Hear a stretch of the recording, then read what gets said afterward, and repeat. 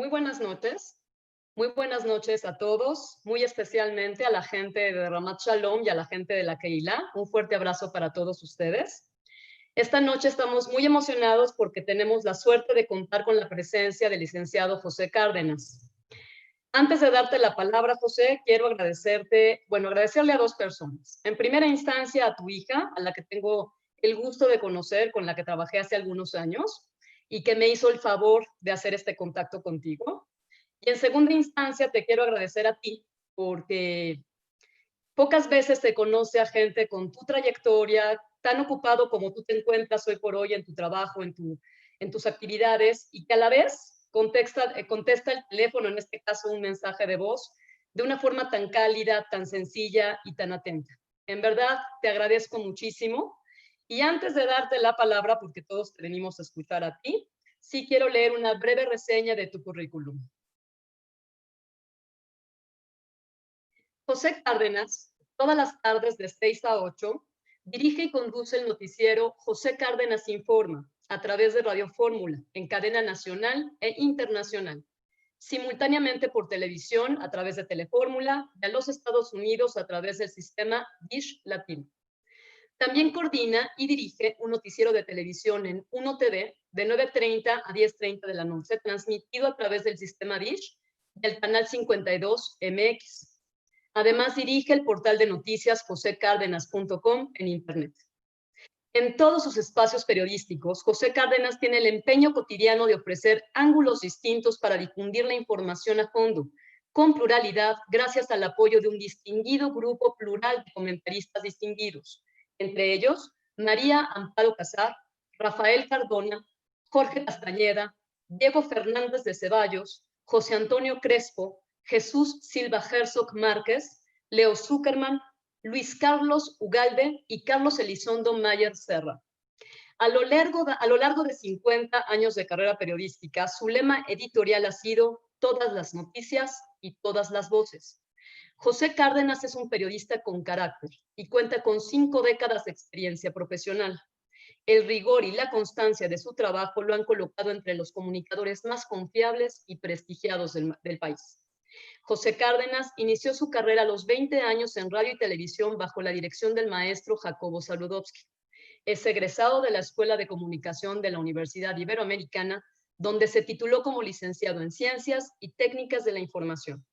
La parte medular de su vida profesional se ha desarrollado en los medios electrónicos, en empresas públicas y privadas como Radio ABC, Televisión Independiente de México, Televisa, XEW Radio, Canal 13 y Imevisión, RTC, Radio Educación, CEPROPIE, CNI Canal 40, Radio Asir, Canal 22 de Televisión Cultural, Grupo Fórmula y Uno TV, entre otros. Pero el empuje y la constancia han llevado a José Cárdenas a la búsqueda incesante de más espacios de expresión. Es así como se ha convertido en colaborador eventual de importantes medios impresos como los periódicos El Universal, Excelsior, Uno más Uno y Milenio Diario. Como reportero, José Cárdenas realizó una labor destacada como enviado especial a Cuba, Centroamérica, Estados Unidos, Europa y Asia. Ha sido también corresponsal de guerra en Irán, Irak, el Sahara, Nicaragua y El Salvador, entre otros países. Igualmente se ha desempeñado como guionista, productor y corresponsal viajero, acompañando en visitas de Estado a los presidentes José López Portillo, Miguel de la Madrid, Carlos Salinas de Gortari, Ernesto Zedillo, Vicente Fox y Felipe Calderón. Realizó además la cobertura informativa de la primera visita del Papa Juan Pablo II a México. Por último, José Cárdenas es Premio Nobel de Periodismo José Páguez Yergo por su labor profesional como informador en radio y televisión. Bienvenido seas, José. Te doy la palabra para escucharte. Gracias, Adela, gracias. Y por supuesto, si me permites, antes que nada, el agradecido soy yo por haberse ustedes tomado la molestia de voltear a vernos, a los que estamos en la trinchera informativa. Es nuestro campo de batalla cotidiano, jugándonos el físico, pero jugándonos sobre todo la credibilidad. Durante 50 años hemos luchado por no perderla y soy cuidadoso en ese sentido, estricto, y nosotros, por supuesto, basamos nuestro trabajo en noticias confirmadas y no basamos nuestra información para nada, absolutamente para nada, en rumores. Eres muy generosa, muy gentil con esta amabilísima presentación. Quiero, por supuesto, en primera instancia, agradecer muchísimo a aquellas personas que se están tomando la molestia de estar enlazados en esta, vamos a llamarle video plática, conferencia o encuentro. Me gusta la palabra encuentro. Y por supuesto, en primera instancia, también quiero agradecer a Avi Friedman, el presidente del comité ejecutivo del Centro Comunitario Ramat Shalom, a Dov Mareina, y en general a todos los directivos de la Keilah Ashkenazi que han tenido la gentileza de buscarnos. Adela, por supuesto, en su labor de difusión cultural en esta comunidad de Ramat Shalom, y por supuesto a Alberto Chakra, quien ha hecho no esfuerzos, milagros, y lo que sigue para que esto sea posible con todo el tiradero que tengo aquí en la casa de ustedes para transmitir todos los días los noticiarios a los que estoy abocado. Y en sano confinamiento, pues hemos tenido que recluirnos justamente en un espacio tan privado y tan particular al cual ustedes, por supuesto, son bienvenidos, porque esa también es su casa. Hemos tenido que dejar los estudios de televisión, en fin, pues para evitar la contaminación, el contagio, el peligro de hacia nuestros compañeros y de nuestros colegas, compañeros, hacia nosotros. Pero en esta convocatoria, en esto que me gustaría, insisto, llamar encuentro, yo les quiero voltear la tortilla. En lugar de que ustedes me pregunten a mí, porque yo no soy profeta, ni gurú, ni experto, en todo caso, lejano todólogo, mejor yo les quiero preguntar a ustedes cómo están viendo lo que a ustedes realmente les está interesando en este momento. ¿Cómo la ven? Para nosotros, para mí en lo particular, será de una enorme riqueza saber qué les preocupa, en qué estamos inquietos todos. Y claro, por supuesto, tengo algunos datos duros que espero resulten interesantes, pero contamos también con la participación de aquellos que nos están siguiendo a través de YouTube en este esfuerzo de comunicación. Quiero agradecer pues a todos y cada uno de los que participamos en este encuentro, cada quien con su proporción, pues poder estar esta noche todos reunidos. La verdad, mi convicción es no hacerlos estar aquí para perder el tiempo. No queremos, por supuesto, que ustedes pierdan el tiempo. Tratará de decir cómo veo las cosas, sí, pero sobre todo permítanme advertirles, estoy muy interesado en saber cómo la ven ustedes desde ahí, desde donde se encuentran. Yo suelo ser preguntón, ese es mi oficio. No soy experto en economía, finanzas, medicina, ni cosa por el estilo, simplemente soy un informador. La ventaja que me permite esta postura es poder tener acceso a los protagonistas de la noticia y también acceso a analistas, comentaristas, politólogos, expertos en diferentes áreas a quienes convido para que dejen de escuchar su voz con toda intensidad. Cuando Adela Faena nombraba a algunos de los distinguidos colaboradores que nos han acompañado en los últimos años, se me olvidó mencionar, o se me olvidó a mí mencionar a mi novelista favorito, Francisco Martín Moreno, que es el novelista menos leído de Andrés Manuel López Obrador. Si alguien no va a leer en su vida a López Obrador, es a Martín Moreno. Pues Francisco también forma parte de todo esto, es sin duda un prolífico escritor, uno de los más leídos de nuestro país, y él también participa con su postura. Nosotros somos respetuosos de la posición de cada uno, de cada cual, como nosotros también pedimos respeto a la pluralidad y a escuchar todas las voces, porque esa es la línea editorial que nos ha regido todo el tiempo. Aquí conmigo, usted tiene la garantía de, a lo mejor, desequilibrios mentales, pero tiene la garantía de que se van a escuchar todas las voces y se van a dar todas las noticias, tratando de combatir todo lo que huela en un momento dado eventualmente a censura. ¿Cómo veo las cosas? Así brevemente, a grandes rasgos, yo podría decir que si tomamos en cuenta los antecedentes y el tono de una revolución triunfante a la cual sus creadores, o más bien su creador, llama la cuarta transformación, pues México se encamina al país de una sola voluntad. En eso sí creo, y lo digo, y lo sabe el presidente de la República. La insistencia obsesiva que tiene López Obrador de cambiar las reglas del juego sin cambiar el juego, nos está llevando a otro juego, que puede ser incluso peligroso. ¿Por qué? Porque tengo la opinión de que el gobierno está empeñado en construir otro país, pero no mediante la evolución natural del sistema democrático, sino por la imposición de un modo autocrítico, dictatorial, que nos ha partido en pedazos para manipularnos a placer. Todo mundo puede hablar, sí, pero nadie es escuchado, o el menor número posible. O estás con él o estás contra él. Ha dividido y polarizado a todos en buenos y malos, en ricos y pobres, en pro AMLO y contra AMLO. No hay términos medios. Creo que la vida no suele ser tan maniquea. Creo que la vida tiene matices y tiene enormes contrastes. Partidos políticos opositores al partido del presidente, al partido Morena, gobernadores rebeldes, empresarios, inversionistas, intelectuales, académicos, actores, periodistas, instituciones autónomas como el Instituto Electoral o el Tribunal Federal Electoral, están achaparrados como mensajeros de la corrupción, antagonistas del cambio, opositores a la justicia distributiva. Son las minorías rapaces, fifís, fecales, chachalacas, mezquinas, conservadoras, ensarapadas, enmascaradas, hipócritas, corruptas, traidoras y abusadoras del pueblo noble. Esa es la perspectiva que tienen en Palacio Nacional. Todos esos tienen un espacio en el basurero del desprestigio de la historia. Es lo que se nos ha transmitido a través de los mensajes. Y la realidad es muy distinta.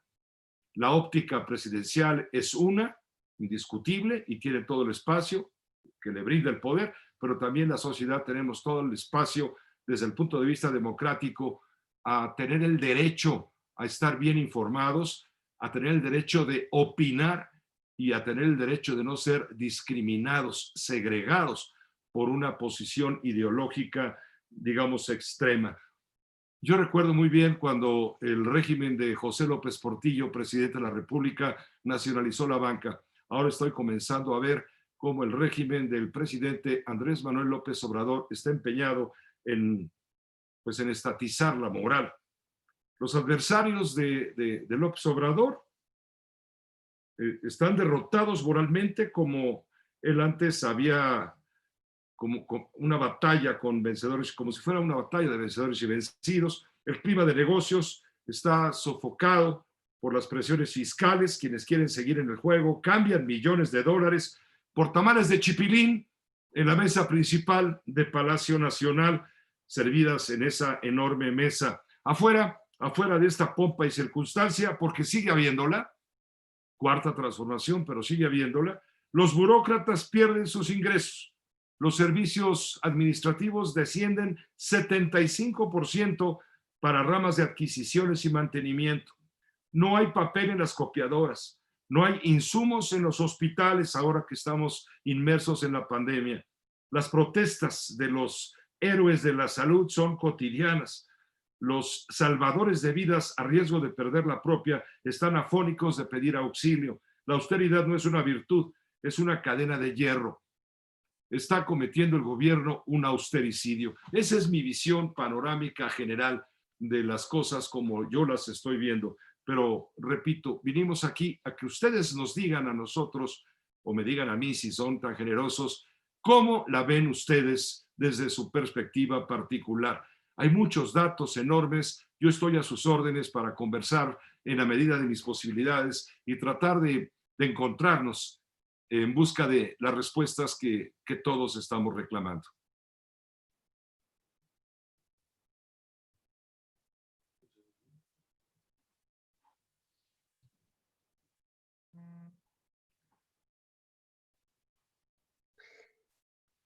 Si entiendo bien, José, ¿quieres que le demos pie a algunas de las preguntas que nos han hecho algunos de los que nos están escuchando en este momento? ¿Te parece Por bien? favor, te lo Claro que sí, suplico, Adela. Gracias. claro que sí. Mira, me las están mandando. Permíteme un segundo. Un segundito. Empezamos con algunos comentarios. Este viene de Ariel Hoffman. Extraordinario periodista, valiente e inteligente. Te escucho todos los días. Ilana Schmelnik nos comenta, me encanta tu programa porque eres un gran periodista. Y la primera pregunta que nos hacen en este momento es, ¿cuál es la probabilidad, por decirlo así, que México se torne en un país comunista en plena adherencia a los lineamientos del Foro de Sao Paulo? Ciertamente es una pregunta importante. Es el temor de las minorías rapaces, como les ha llamado el presidente de la República, es el temor. Que México se convierta finalmente en otra Venezuela o en otra Cuba, yo particularmente lo veo difícil. México es un país muy serio, es un país muy grande. Tiene una presidencia en este momento que ideológicamente tiende evidentemente al socialismo, pero también estamos nosotros reclamando, y con todo derecho, un país donde haya justicia. Todavía nos falta mucho camino para encontrar esa justicia. Yo creo que no vamos por el camino, en lo particular pienso, no vamos por el camino de convertirnos en un país como en este momento Venezuela, que lleva 12, 13 años de una dictadura socialista, o como Cuba, que viene quedando como la última ínsula de un régimen que mostró finalmente su caducidad. Yo creo que el enfoque de nuestro país debe ser a la inclusión. A mí me alarma mucho que en la presidencia, en el gobierno de la Cuarta Transformación, no haya una convocatoria precisamente a la unidad. Yo no he escuchado la palabra de voz del presidente, que es el poder de los poderes. Lo que veo es una discriminación, una polarización de los que no están conmigo, están contra mí, y eso sí me preocupa. Me preocupa el autoritarismo, me preocupa el desprecio a la pluralidad, me preocupa la simplicidad maniquea, insisto, de lo blanco y de lo negro. Pero tanto como pensar que México se encamina a una Venezuela o a una Cuba, lo veo sumamente difíciles. Simplemente es cuestión de ver los orígenes, la historia y el camino que estamos rondando. Lo que sí veo muy preocupante, y eso por supuesto que nos mantiene en toda la información, son los números verdaderamente rojos que en este momento, por ejemplo, está aportando la pandemia y contra lo cual no hemos podido luchar. Hablo el gobierno y la sociedad unidos. Estamos viendo con terror cómo viene el tema del desempleo, cómo viene el tema de la economía. Mire, por ejemplo, hay un dato, de acuerdo con el subsecretario de la Salud, el famosísimo López-Gatell, la pandemia va a persistir hasta octubre y a finales de año vendrá una nueva oleada de coronavirus. No son buenas noticias, desde luego. Para poder enfrentar esta realidad, tenemos que estar preparados y ha demostrado el gobierno no tener una estrategia. Tan es así que desde fuera, quienes nos miran, como la Organización Mundial de la Salud, la Organización Panamericana de la Salud, en fin, la Universidad Johns Hopkins de Maryland, México no está teniendo la mejor estrategia posible para enfrentar los requisitos o los reclamos de la pandemia. En materia económica, estamos muy lejos de tocar fondo. El desempeño de la economía mexicana depende en gran parte de lo que pase en Estados Unidos, que vive una crisis que no se había visto en décadas. Mención aparte merece, por supuesto, la pérdida de confianza de los inversionistas, ojo, en gran parte motivada por las decisiones gubernamentales, como el caso del sector energético. También México viene siendo uno de los países que va a sufrir de manera rotunda la caída económica. No estamos viendo todavía con claridad, nadie pues tiene claridad de lo que va a pasar con la caída económica. Va a aumentar el número de personas en pobreza extrema. Eso ha sido advertido claramente por expertos analistas del Banco Mundial, incluso de los bancos mexicanos, Citibanamex, BBVA, en fin, todos tienen un proyecto nefasto, tremendo, muy temible, de lo que va a ocurrir con el tema de los empleos. Mire, por ejemplo, de acuerdo con el Banco Mundial, y yo no soy inventor de cifras, la caída de la economía va a rondar el 8.7%. Citibanamex estima un retroceso del 7.8%. Analistas del Banco de México prevén una contracción del 8.16%. El pronóstico más pesimista viene de Grupo Financiero BBVA con 12%, 12 bajo cero, mientras que el Banco de América asegura que habrá una baja de 10%. Sí, no es nada halagüeño todo esto, y habría predecir que, claro, el terreno se está abonando para que haya no más pobres, sino mucho más pobres y más miseria, porque de los pobres habrá quienes, siendo pobres de abolengo, se volverán nuevos miserables. Eso es una realidad. Ahora, si eso va a propiciar que México vaya a un socialismo esquinado en los términos en que lo plantea la pregunta hace un minuto, caray, no soy adivino, pero yo veo muy lejano ese punto. Espero no extenderme tanto en las respuestas, Adela. No te preocupes. La segunda pregunta que te hace es Esther Alerant, y la pregunta es así: ¿qué podemos esperar de las elecciones del 2021? Apago mi cámara. Estamos esperando lo que todo mundo ya comenzó a ver. Esas elecciones ya comenzaron. Comienzan desde el momento en que el presidente de la República utiliza su tribuna matutina, su tribuna de diálogo circular, para tratar de distraer un poco la atención social respecto a la crisis emanada de la emergencia sanitaria. ¿Por qué? Pues porque es un hecho que México no se pone de acuerdo en la manera de contabilizar a las víctimas de la pandemia. No me refiero solamente a contagios, me refiero también a personas muertas. Las cifras que trae por su lado el Seguro Social, el ISSSTE, Petróleos Mexicanos, la Secretaría de Salud, no concuerdan. Y la Organización Panamericana de la Salud ya le dio un jalón de orejas al doctor-Gatell y al gobierno de México, desde luego, diciéndoles: pónganse de acuerdo, vamos llevando todos un conteo que se parezca más, que sea más ubicado con la realidad, y no un conteo conveniente ideológicamente para que la gente no se escandalice si un día aparecen 1,000 muertos o 2,000 muertos. Cuidado, no es que la gente se esté muriendo en un término de 24 horas, no. Se está administrando la tragedia de la letalidad en México a conveniencia ideológica de quien maneja el gobierno. No es conveniente para la imagen del gobierno que de pronto se lleven conteos precisos y exactos de lo que realmente está sucediendo. Entonces, de un día para otro nos dicen: murieron 700, murieron 800. No, no es que hayan muerto en las últimas 24 horas de cada día.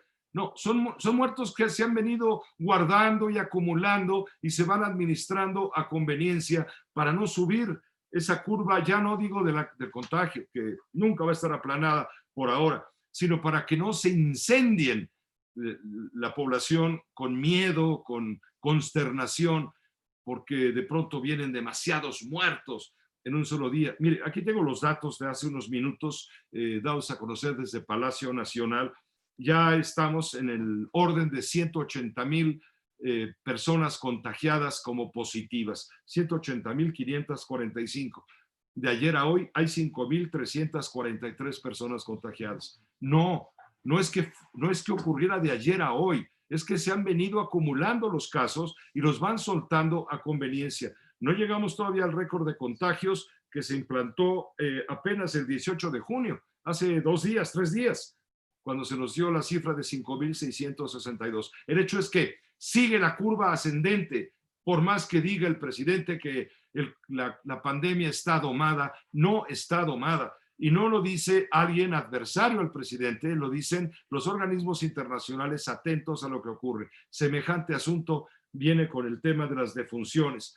Esta noche se está reportando 21,825 defunciones, 1,044 defunciones más que el día de ayer. Es imposible. No hubo 1000 defunciones de ayer a hoy. Hubo cientos tal vez, pero le van sumando, le digo, lo que estaba rezagado. Entonces, estamos viendo que no hay un manejo, sino interesado ideológicamente para de pronto distraernos y que volteemos a otro lado y empiezan a hablar de actos de corrupción, de los neoliberales, conservadores, los enemigos del pueblo noble. Contra esos hay que luchar y hay que combatir. Ha empezado ya la carrera por el proceso electoral de 2021, sí, ha empezado. ¿Qué es importante en todo esto? Va a ser la elección más grande de toda la historia. Perdí ya la cuenta de cuántos cargos de elección popular, más de 30,000 cargos de elección popular. Se van a elegir 15 gobernadores, se van a cambiar cerca de 20 y tantos congresos locales, 2,000 y pico de alcaldías y presidencias municipales, pero sobre todo la que más importa a nivel federal es el tema del cambio o la elección de diputados federales, donde en este momento Morena tiene una mayoría con sus aliados, el Partido del Trabajo, lo que queda de Encuentro Social, que ya ni es partido, y el Partido Verde Ecologista, que se acomoda, pues donde sopla el viento y a mejor conveniencia, porque el Partido Verde no es un partido político, es una franquicia política de la que han sacado mucho beneficio sus dueños o patrones, que no políticos. Morena tiene ahora mayoría absoluta, sí, sí la tiene, pero no tiene la mayoría calificada, las 2/3 partes del Congreso, que le evitarían al Congreso en la Cámara de Diputados tener que someter a votación cambios incluso constitucionales. Morena ya no quiere discutir con los bloques de contención que prácticamente están borrados, quitando al Partido de Acción Nacional, un poco al PRI, lo que queda, los restos del naufragio del PRD, Movimiento Ciudadano. Son partidos que por sí mismos no pesan, no hacen combate, pero si no se suman esos votos, difícilmente va a tener la mayoría calificada, que es lo que necesita Morena. Entonces, está haciendo la abierta campaña el presidente para condenar a todos los gobernadores rebeldes que le están reclamando que no les da, que no les avalan préstamos que requieren para detonar la industria. Por ejemplo, el caso de Tamaulipas, que va a imponer un impuesto justamente a quienes generan energía limpia a partir de fuentes sucias, y está pidiendo dinero para echar a andar todo eso, y el gobierno dice no. ¿Por qué? Porque lo van a utilizar ustedes en cuestiones francamente electorales, que no nos van a llevar a ninguna parte, sino a perder lo que ahora aspiramos, que es mantener el poder, mantener la mayoría, digo, la mayoría calificada, y poder hacer los cambios que vengan en gana. Eso sí es francamente preocupante. El año electoral ha comenzado, pero no solamente del lado del presidente, también de los partidos políticos que le están echando y bronqueando permanentemente al presidente de la República. De acuerdo con Integralia Consultores, que es una empresa de análisis de riesgo político, los efectos políticos, estamos padeciendo ahora los efectos políticos de la pandemia, de la crisis sanitaria, y va a ser una disminución de la aprobación presidencial, una mayor polarización política, un distanciamiento entre los organismos empresariales y el gobierno federal. Ojo, asimismo se pone en riesgo la viabilidad del proyecto de la Cuarta Transformación, que para algunos mexicanos no es cuarta transformación, sino transformación de cuarta, y la pérdida de votos de Morena en el 2021. Entonces, ya empezó el año electoral, claro que ya empezó el año electoral, y el presidente quiere que volteemos a ver lo que en este momento importa, sí, pero importa más el tema del combate a la virulencia que significa el coronavirus. Gracias, José. Pregunta el señor Rubén Punski. Si es el Rubén Punski que yo conozco, le mando un abrazo, si no también. Pero pregunta, no veo oposición fuerte. ¿Cómo se le podrá combatir en el 2021? No hay una oposición fuerte, ciertamente porque la oposición en este momento está achaparrada, está temerosa, está agazapada, y porque no hay un liderazgo visible que pudiera hacer voltear los ojos de quienes no están a favor del gobierno actual para buscar otro liderazgo que pueda guiar a México por el rumbo que quisieran las mayorías. Esa es una realidad. Hay quien está viendo al gobernador del estado de Jalisco, Enrique Alfaro, como ese prospecto de líder que podría conducir una competencia desde el punto de vista electoral frente a López Obrador. Usted quite a López Obrador de Morena y Morena es un verdadero batidillo de partido, con una burocracia negligente, inepta, en donde la máxima es el 90% de honestidad y el 10% de experiencia. Por eso nos está cargando el pintor en muchos sentidos de carácter burocrático, y no los voy a enlistar porque nos darían las 4 de la mañana de pasado mañana. Eso sí, que quede claro. No hay una oposición fuerte, no hay una oposición valiente en este momento.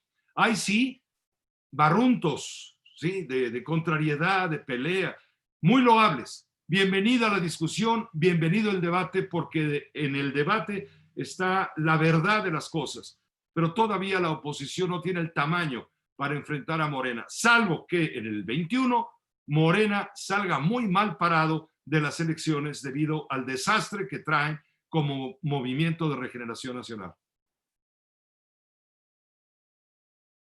Perfecto, nos pregunta Alejandro Fastag. Primero nos agradece y dice, nos ayuda mucho el poder escuchar una voz tan profesional del señor Cárdenas y conocer sus perspectivas con respecto a nuestro país. Por otra parte, pregunta, ¿qué nos puedes decir de cómo se ha manejado la crisis del coronavirus en nuestro país? Le digo que se ha manejado mal, pero por favor no me haga la pregunta a mí. Mejor usted dígame cómo la ve, porque francamente yo qué le puedo decir. La información, tenemos acceso a los protagonistas de la noticia, sin duda, a los responsables del manejo de la pandemia desde el punto de vista sanitario, a los protagonistas o los actores del tema de la repercusión económica que está teniendo esta pandemia, que ha llevado a México a atrasarse prácticamente 100 años, 90 años, desde 1932. Después de la Gran Depresión estadounidense, no veíamos una catástrofe económica de esta magnitud, y lo que viene. Mejor pregúnteme qué va a pasar. Hay que despertar. Habrá quien me dirá, no, pues entonces voy a sacar mi dinero de México y me lo voy a llevar a Estados Unidos, aunque salga perdiendo en cuestión de intereses, aunque me den 0 intereses. Va a estar más seguro mi dinero fuera, en España, en los paraísos fiscales. Y yo les digo, ¿no se han puesto a pensar que hay quien opina que de las grandes crisis surgen las enormes y mejores oportunidades? Ejemplos sobran, ¿eh? En 1994, cuando mucha gente, con recursos desde luego, decidió poner a resguardo lo que con tanto trabajo había conseguido en su vida, decidió que era peligroso dejar su dinero en México, y salieron miles de millones de dólares, no recuerdo la cifra. Se descoyuntó, por supuesto, la economía. Hubo quien se quedó, quien se atornilló al suelo mexicano, que defendió la patria, no enrollándose en la bandera y tirándose del castillo de Chapultepec, no. De manera práctica, recogió del suelo todo aquello que dejaron tirado los que, víctimas de, con toda razón muchas veces, pero víctimas del temor, de la inseguridad, de la incertidumbre, ¿qué más les digo? Se fueron para otro lado. ¿Quién se quedó? Levantó del piso todos los papelitos que dejaron tirados los que se fueron, los que salieron huyendo. Quien recogió esos papelitos ha creado un emporio, o quienes recogieron esas acciones han creado un emporio. ¿Por qué? Porque si valían $1, hay quien las recogió en 20 centavos y ahora valen $4. Es una forma de decirlo. Creo yo en los mexicanos que creen en su país, que no se doblegan ante una ideología determinada. No hablo solamente de los que creen en la Cuarta Transformación y en las ideas socialistas de Andrés Manuel López Obrador. No, me refiero a aquellos que creen en México y que ahora están ardidos y están molestos, están heridos por haber perdido sus privilegios. Si a mí me preguntan por qué López Obrador está en el poder, yo les diría abiertamente, por culpa del PRI, por culpa de Enrique Peña Nieto.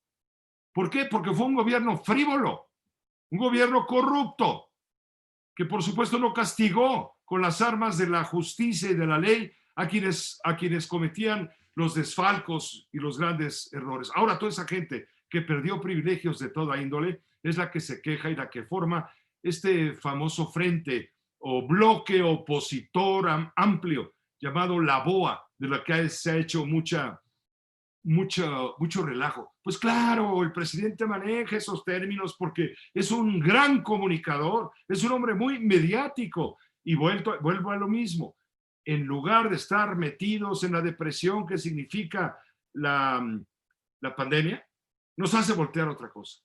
Y nos hace ver en esos conservadores neoliberales como los grandes enemigos del pueblo. Hay que dividir, divide y vencerás, es una vieja máxima.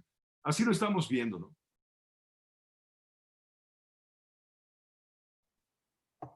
Englobo una pregunta que realiza mucha gente. ¿Qué opina usted del movimiento Frena?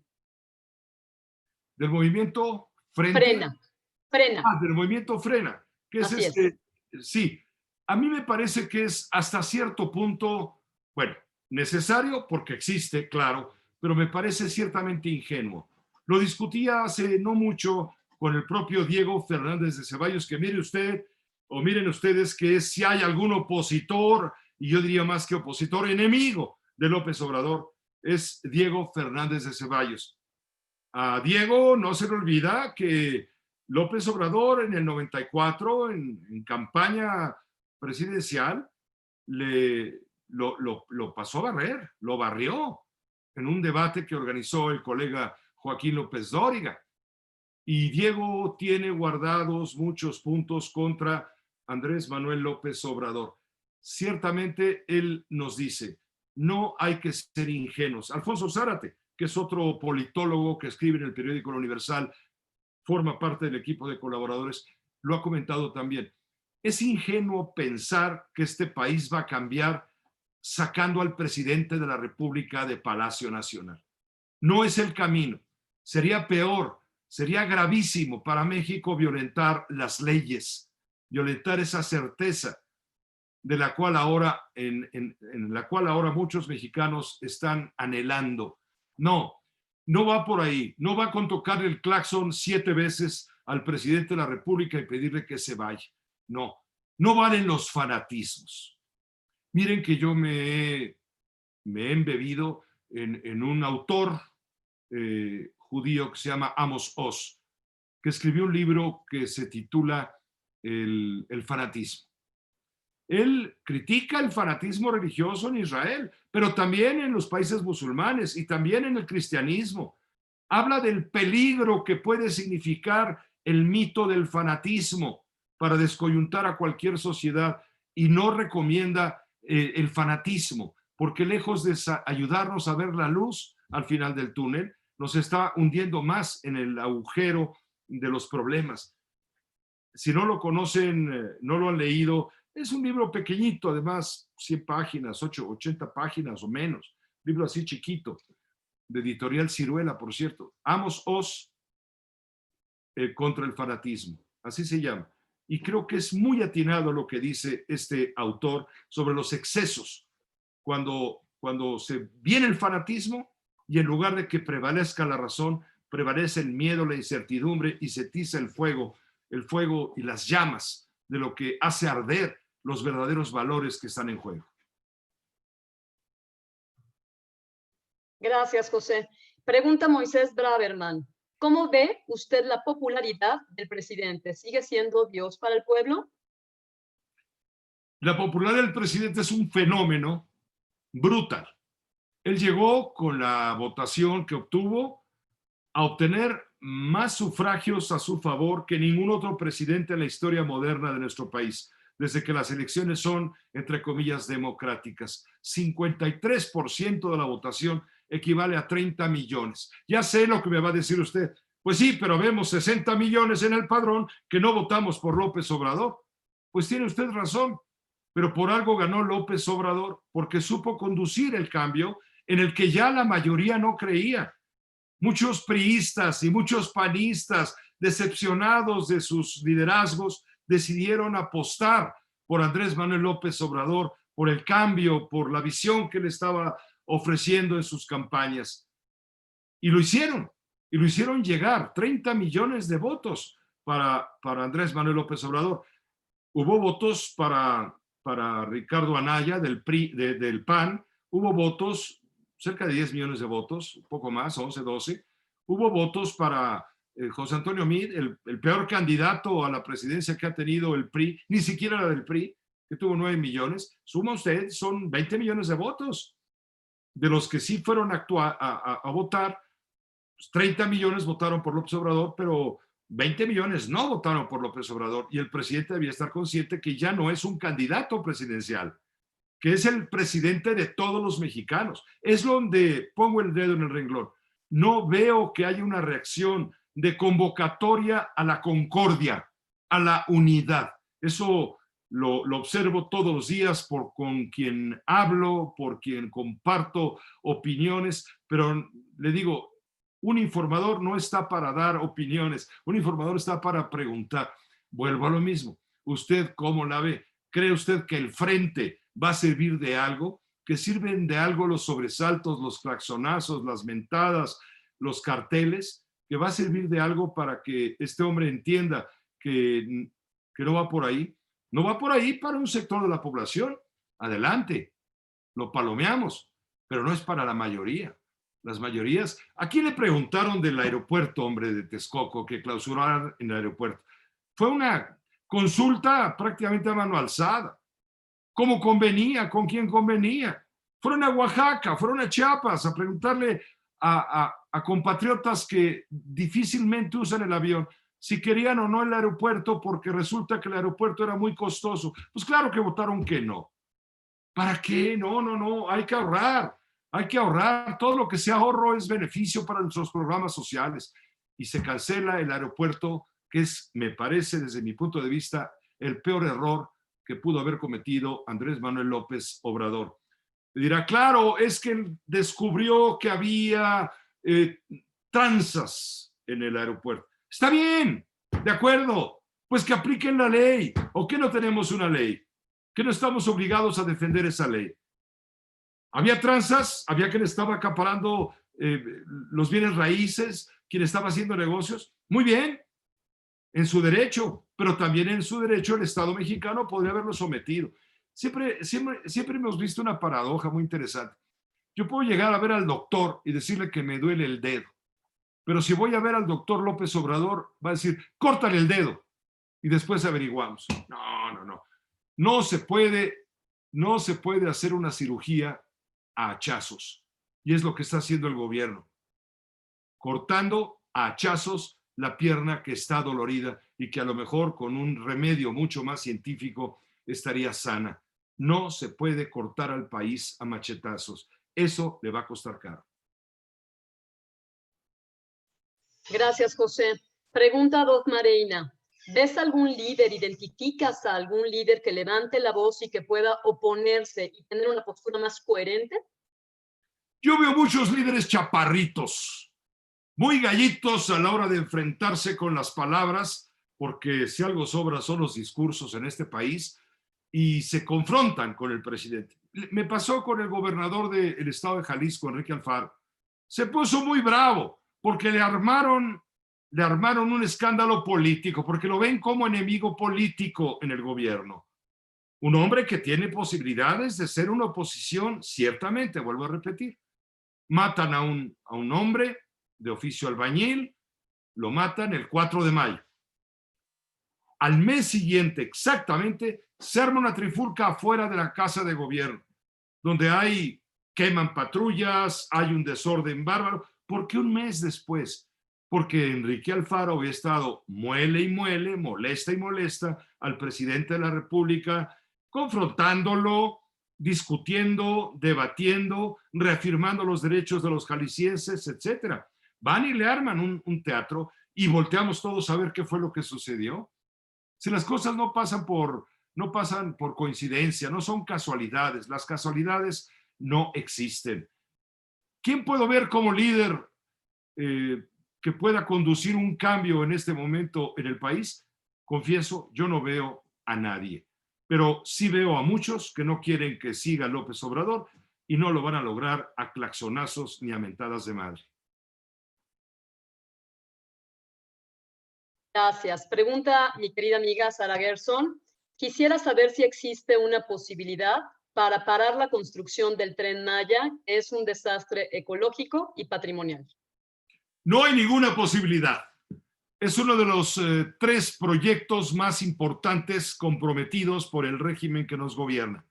El Tren Maya, la refinería de Dos Bocas, que además acaba de inundar, los terrenos acaban de inundar, ahora que pasó, me parece que el meteoro Cuauhtémoc se llamaba, Cuauhtémoc, Cuitláhuac, no recuerdo bien, se inundó todo aquello.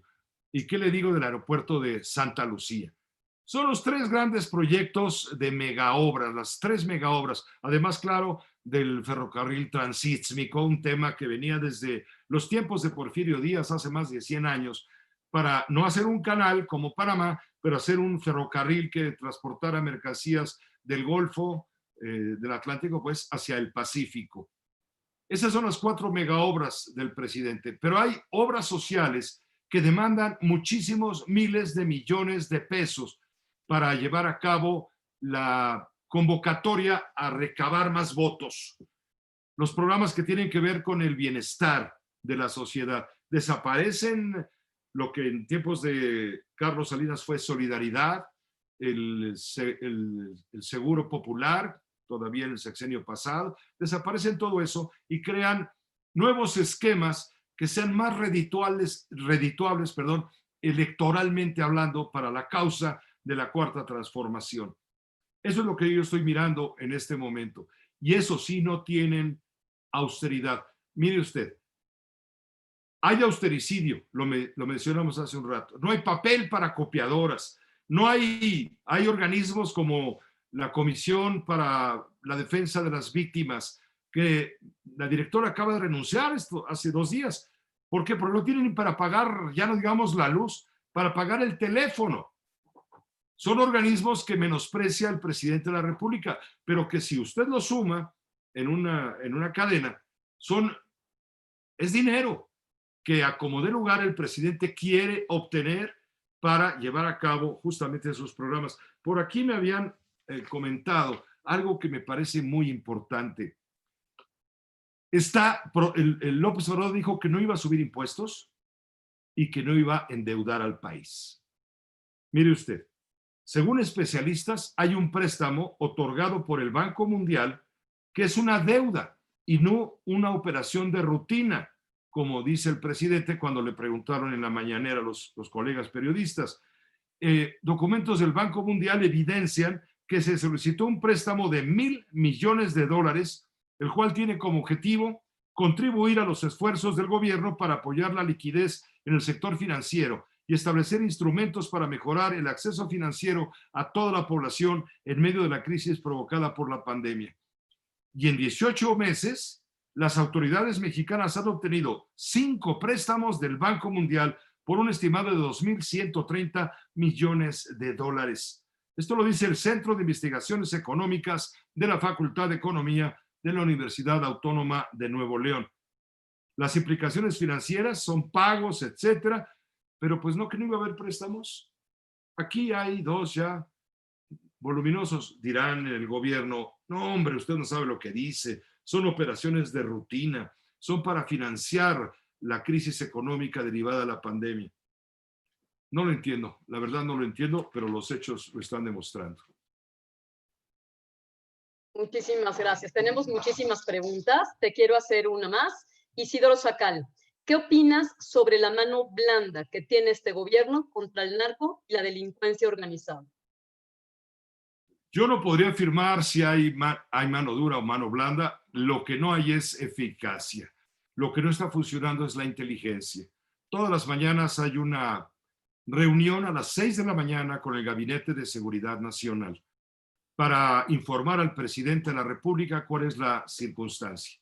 Lo que ha calentado mucho a la población ha sido la puesta en libertad de un sujeto identificado como narcotraficante, como miembro del crimen organizado. Y me refiero a Evidio Guzmán López, el hijo del Chapo Guzmán. Ayer, antier, el presidente acaba de aclarar, sí, yo di la orden de que no se le detuviera, de que se le dejara en paz, porque con ello evité una masacre que pudo haber costado 200,000 vidas por lo menos.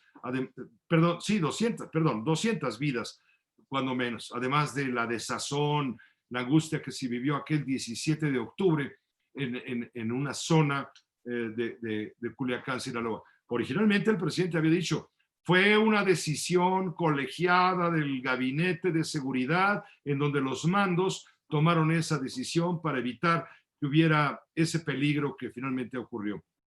Ahora ya reconoció que él fue el que directamente dio la orden. Después verlo recorrer el país y de pronto desviar un poco su caravana para saludar a la madre de uno de los principales criminales, hablo del Chapo Guzmán, condenado a cadena perpetua en una prisión de altísima seguridad en Colorado, en Estados Unidos. Después de ver eso, uno pregunta, bueno, ¿hay alianzas? Yo quisiera creer que son apreciaciones, pero que no son alianzas con los grupos. Pero en todo caso, si las hubo o si las hay, las hubo en el pasado también, ¿eh? No hay forma de entender cómo Genaro García Luna protegía un cártel cuando era el secretario de Seguridad Pública Federal, ahora también sujeto a proceso por lavado de dinero y vínculos con el crimen organizado. No hay forma de entenderlo si no era protegiendo a un cártel y desprotegiendo a los demás. O sea, el crimen organizado ha evolucionado de tal manera con la complicidad de los gobiernos a nivel federal. No es una exageración lo que estoy diciendo, pero tiene que haber tratos de esa naturaleza a todos los niveles, a nivel federal, a nivel estatal, a nivel municipal. De otra manera no se explica la peligrosidad del crimen organizado. El pasado 30 de enero, apenas del año pasado, López Obrador dijo que no se detendría a los capos del crimen organizado porque ya se acabó la guerra de Felipe Calderón. Todo se politiza. Felipe Calderón, mi enemigo mortal, fecal, como le decía a algunos adversos, o le siguen diciendo a algunos adversos, es un demonio. Y él inició una guerra contra el crimen organizado, hubo colusión, hubo corrupción. No voy a combatir yo a las cabezas del crimen organizado, porque es más importante el dinero invertirlo en otras cosas. Esa es la respuesta que le puedo dar de lo que dice o como piensa el presidente. No me constan hechos particularmente claros de que hay una alianza con un determinado cártel o grupo delincuencial. Gracias. Aquí sumo dos preguntas que están vinculadas. La primera la hace Rafael Misrie, que dice, ¿qué opinas sobre los comunicadores como Loret de Mola y Broso, entre otros, que han sido despedidos de su trabajo? Como bien dije, se suma a otra pregunta que hace Salo Sadovich en términos de cómo ves la libertad de expresión y la persecución que tiene el gobierno hacia algunos reporteros y comunicólogos. Empiezo por el final. La persecución la persecución es dañina para la sociedad, porque el derecho a la información no es de quienes ejercemos el oficio de la información y del periodismo. No, es un derecho humano inalienable que le corresponde al pueblo de México y que habemos profesionales que nos dedicamos justamente a cumplir esa labor.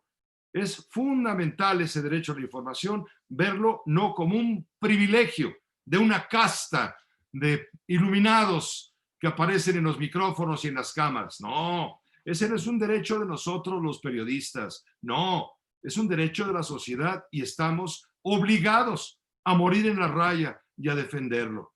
Ahora, ¿qué opino de lo de Carlos de Loret, mi amigo, de Víctor Trujillo, mi amigo? ¿Qué opino de ellos? A Carlos Loret no lo corrieron.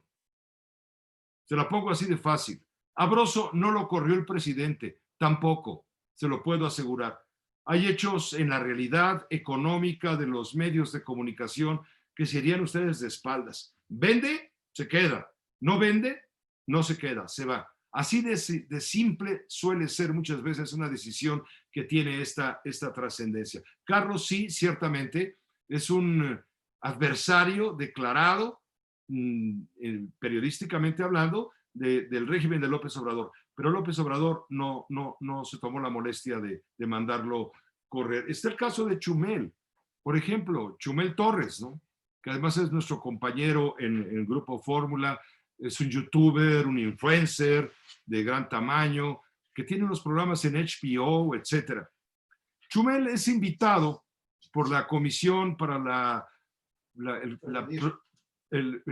CONAPRED, que es para prevenir la discriminación. Es invitado por la titular Mónica Maxise para dar una conferencia sobre discriminación.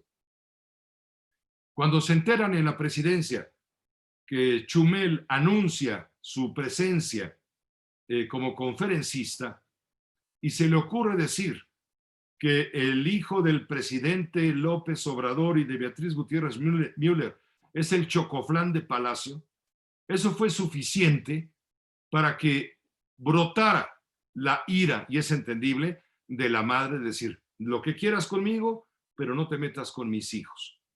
Y en ese momento se le dio la instrucción a la Comisión para Prevenir la Discriminación de cancelar esa conferencia, esa videoconferencia como esta, en la que participaba Chumel, que es todo un fenómeno de comunicación. O sea, lo desinvitaron. Y después vino la despedida de Mónica Maxise. ¿Por qué? Pues porque hubo un enojo tremendo en Palacio Nacional por algo que consideraron un insulto. Pero ¿de qué tamaño es el poder presidencial para que frente a un insulto en defensa de un hijo, lo cual es plenamente justificado, creo yo, además se va más lejos y arrasa con esa comisión y con otras que dice no sé ni para qué sirven, no sé ni para qué existen, nada más cuestan mucho dinero, vamos a achatarlas, vamos a aplanarlas, vamos a regresar la defensa para evitar la discriminación, vamos a regresárselo a gobernación de donde por ley, después de aprobarse la ley, salió en el año de 1990 y tantos. Vuelvo a lo mismo, en lugar de hacer una cirugía fina para corregir el problema con un bisturí, con un hachazo le cortan un pedazo y un miembro digamos en pro del llamado austericidio. Al presidente de la República, si algo le molestan, son los órganos autónomos. Él no quiere órganos autónomos. O los quiere controlar o los quiere desaparecer. Y ahí la dejo. Por ejemplo, el Instituto Nacional Electoral, cuidado, no lo va a desaparecer, pero sí lo va a controlar. Gracias, José. Tenemos otra pregunta del ingeniero Simón Faena. ¿No podemos decir que López Obrador tiene de alguna manera razón en restablecer al México olvidado, al México de los pobres, que tienen la necesidad de ser reivindicados por este gobierno con justicia? Tiene necesidad de ser reivindicado y con justicia, claro, pero con fines sociales, no ideológicos, para engordar el caldo de una tendencia política. Él dirá, es que ustedes no están entendiendo el cambio, no va por ahí, ustedes son neoliberales, son los que perdieron privilegios y ahora están reclamando. No, hay una enorme injusticia que ha agravado mucho la distancia entre los que más tienen y los que menos tienen. Pero no vemos el resultado entre los que menos tienen de que se les esté ofreciendo la solución a sus problemas. Tenía por aquí los datos de lo que ha significado la miseria, de cómo se ha incrementado el número de pobres, ya en algún momento lo estábamos comentando, el número de pobres que pasan de ser pobres a ser verdaderamente miserables. Ahora le consigo el dato en un momento más. Eso es lo que está pasando en nuestro país. Y esto vino a agravarse, desde luego, con el tema del coronavirus. No hay dinero que alcance para enfrentar esta circunstancia. Me parece justo, obligado, que en el país luchemos por los que menos tienen. Pero, por supuesto, tendremos que buscar no la igualdad, porque la igualdad no existe. Lo que existe es la libertad y lo que debe existir y debemos defender es la justicia. Y el ver a mexicanos viviendo en piso de tierra sin las mínimas oportunidades, estoy hablando de varios millones de mexicanos, es doloroso. Cuando algunos tenemos la fortuna de tener una casa donde vivir, un teatro a donde ir al cine, un teatro, el cine, lo que sea, un estadio de fútbol. No, sí urge un cambio profundo en términos de igualdad, en términos de justicia y en términos de libertad.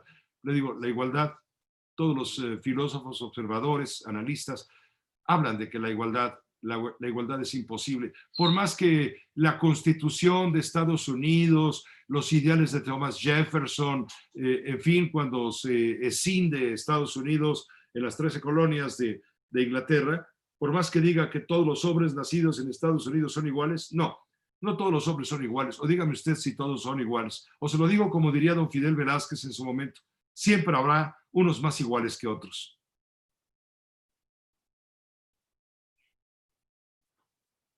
Coincido contigo. Es correcto que hoy más que nunca podemos decir que todos estamos en el mismo mar, pero no en el mismo bote. Algunos van en transatlánticos y otros van en balsitas, entonces hay que buscar la equidad. Pregunta Jorge Peña Alfaro. ¿Es posible que la oposición se una en un frente común para ganar escaños en la Cámara de Diputados y frenar esta debacle haciendo un contrapeso en el poder legislativo? No creo que sea posible, gracias, señor Peña Alfaro, no creo que sea posible que las oposiciones se unan. Hubo una propuesta por parte de Marco Cortés, el líder nacional del PAN, para que el partido Movimiento Ciudadano y lo que queda del PRD formaran un frente electoral, de coalición, en algunos puntos de la República, ahora que va a haber elecciones para gobernador y congresos locales, y inmediatamente fue respondido por lo pronto por Movimiento Ciudadano. No le interesa en este momento formar un frente electoral absolutamente de nada, le interesa sí un esfuerzo político común para derrotar la pandemia. Pero ahorita que no nos vengan a hablar de coaliciones. Muy bien. Por otro lado, el Partido de la Revolución Democrática dice, nosotros no vamos a decidir nada respecto a las coaliciones. Lo haremos quizá en agosto, cuando se dé el Consejo Político Nacional de este partido, de lo que queda de este partido político, para entonces sí ver si tomamos o no en cuenta al Partido Acción Nacional. El caso es que la idea de formar un pequeño bloque de contención opositor a la realidad se esfumó en cuestión de minutos. No hubo la fuerza suficiente ni el liderazgo suficiente. Eso es lo preocupante. Tenemos muchísimas preguntas, José. Yo no sé qué tan cansado estás porque estás bien saturado toda tu semana. No obstante, te hago un par de ellas más. Pregunta Jane Friedman. López Obrador les está dando dinero a los países centroamericanos. ¿Sabe usted con qué fin? Hasta donde entiendo, el dinero que se les está dando a los países centroamericanos es a través de programas. El programa Sembrando Vida.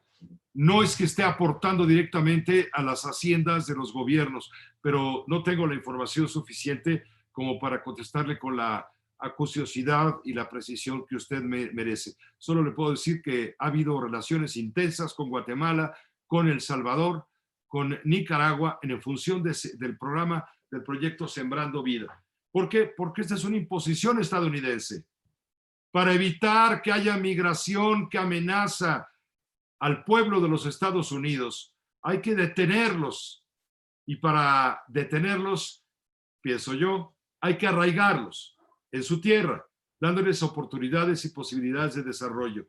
Sobre eso es donde ha habido un contacto importante, aunque en realidad lo que ha habido es una sumisión de parte del gobierno mexicano a los dictados del presidente de Estados Unidos, Donald Trump, quien dijo en los hechos, voy a construir un muro en la frontera norte, cuando en realidad el muro ya fue construido desde el punto de vista realista en la frontera con Guatemala.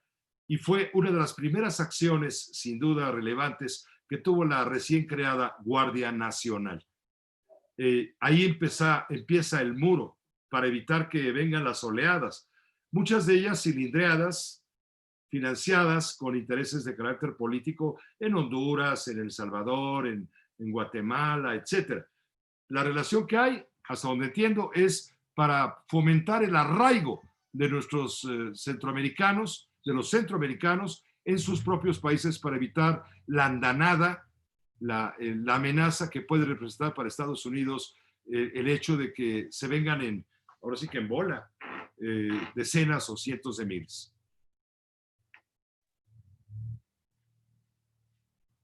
Gracias. Es que de verdad están llegando cualquier cantidad de preguntas y yo soy muy respetuosa de tu tiempo. No obstante, te hago un par más. Ivonne Huber nos pregunta, ¿podría cambiar López Obrador la Constitución y reelegirse?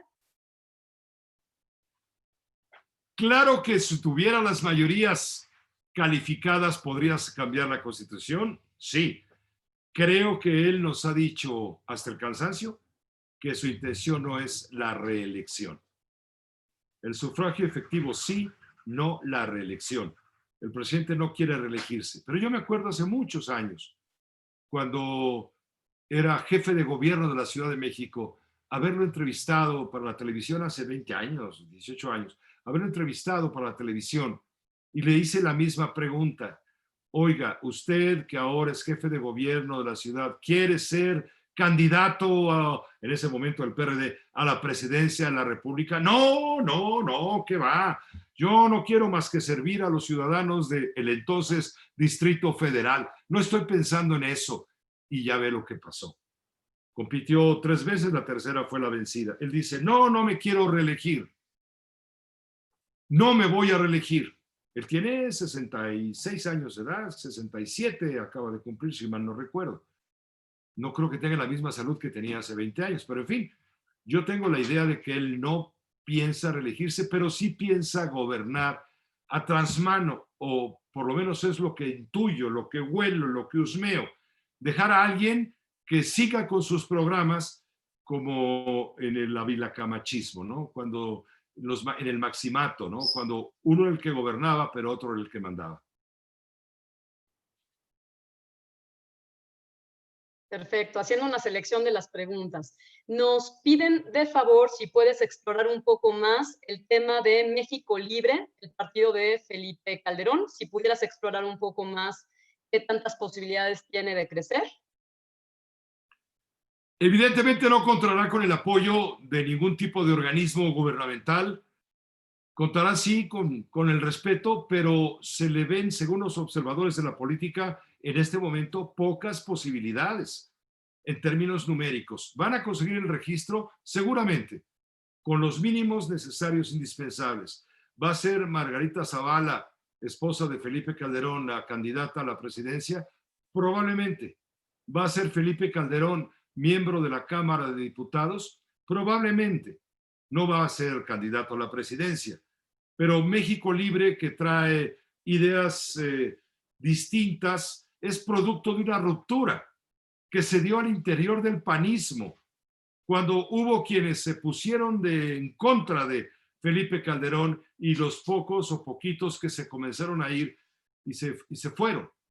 Se fueron porque no querían ver nada más con ese partido. Es una decisión, es así como les dije hace un rato de quién es culpa de que López Obrador gobierne hoy, pues es del PRI, de Peña Nieto. Bueno, de quién es culpa de que Felipe Calderón ahora busque un partido que se llama México Libre, pues es culpa del PAN, porque Felipe Calderón tiene grupos al interior que tienen poder, ciertamente, pero hay otros que tienen la concesión del partido y tienen más fuerza que Felipe Calderón.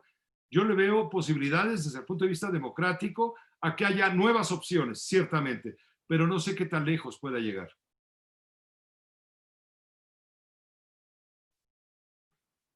Pues muchísimas gracias, José. Tengo aquí cualquier cantidad de agradecimientos, de felicitaciones, leo alguna de ellas. Daniel Goldberg dice, quiero felicitar a José y Adela por una excelente plática, pero esa no vale porque es de mi marido, entonces me tenía que felicitar. Dos Mareinas, Talo Sadovich, Alejandro Fastak, Daniela Ojeda, todas te felicitan. Eva Daniels, que dice que eres un gran periodista y que te sigue con mucha observación. Y por último, además de agradecerte, José, porque en verdad, repito, cuando te mandé ese mensaje de texto, jamás imaginé que me ibas a responder tan cálido y de manera tan rápida. y bueno, les quiero compartir algo. Yo le escribía durante el día y él me hacía el favor de responderme hasta la madrugada porque todo el día está saturado de actividades. Entonces, te quiero agradecer enormemente. Espero que esta sea la primera de muchas oportunidades que tengamos de escucharte en la Keilah y en Ramat Shalom. Y bueno, como comunidad judía, viniendo de padres y de abuelos inmigrantes y hoy por hoy siendo plenamente mexicanos, te agradecemos muchísimo toda tu intervención y que nos hayas aclarado estas inquietudes. Yo agradezco muchísimo a ustedes su buena fe, su buena disposición, su interés por hacernos, por invitarme a estar con ustedes en esto que titulé desde el principio encuentro, un encuentro del cual espero que salgan resultados saludables, no para nadie más que para México. Soy un enamorado de mi país y voy a dar la vida hasta donde haga falta por la libertad de información, la libertad de expresión, por la justicia, por la libertad. Por ahí es por donde me quiero ir. Y quiero agradecer mucho a Avi Friedman, el presidente del comité ejecutivo del Centro Comunitario Ramat Shalom, a Dov Mareina, desde luego a toda la comunidad de Keilah Ashkenazí, esta institución que tan cálidamente nos ha acogido. Agradecerle mucho a Alberto Chakra por todo su esfuerzo. Sudaba, hubieran visto cómo sudaba para que esto fuera técnicamente posible, y lo aprecio muchísimo. Y desde luego, con todo afecto, a Adela Faena, a quien he tenido el gusto de conocer a través de este intento, de este interés, el cual, insisto, agradezco muchísimo. En redes sociales usted encuentra nuestros puntos de vista, nuestra visión particular. Mire, les digo rápido, yo no suelo opinar como lo hago ahora con toda libertad con ustedes. Cuando trabajo, informo y busco a quien sabe más para que informe mejor. Busco a los comentaristas, a los expertos, a los analistas, a los protagonistas. Ellos son los que nos pueden decir por dónde van las cosas. Ahí el chiste es que la tontería no sea mía y no sepa ni qué preguntarle al embajador de México ante Naciones Unidas respecto a la OMS, o si compramos o no compramos el puesto del Consejo de Seguridad, que es no permanente, etc. No. Ese ya es mi problema. Ahí para eso sí me preparo. Pero insisto, busco siempre la oportunidad de escuchar a todas las voces y, por supuesto, dar todas las noticias con absoluta y plena libertad. No han faltado quien hace de pronto pues gestos por cosas que decimos, pero saben muy bien que no son con ningún interés perverso, ni escondido, ni vendido, ni en defensa de privilegios de ninguna especie. Simplemente es amor al arte, amor a la profesión. Pero aún así tenemos nuestras redes sociales, nuestro Twitter, @JoséCárdenas1, y nuestra página de internet, josecardenas.com, donde ahí estamos todos los días picando piedra para luchar por este derecho, insisto, que es de la sociedad, el derecho a la información. No es derecho mío, ni derecho de los que informamos, ni Loret de Mola, ni Víctor Trujillo, ni Chumel, ni nadie. No es derecho de ninguno de los que acabo de mencionar, ni López Dóriga, ni Denise Mer. No es derecho de nadie, es derecho de ustedes. Es correcto. Nosotros también buscamos a los que más saben para informarnos. Por eso te buscamos a ti. Espero que sea la primera de muchas oportunidades. Te agradezco mucho, José. Y bueno, buenas noches todos. Buenas noches a todos. Gracias. Qué gusto estar con ustedes.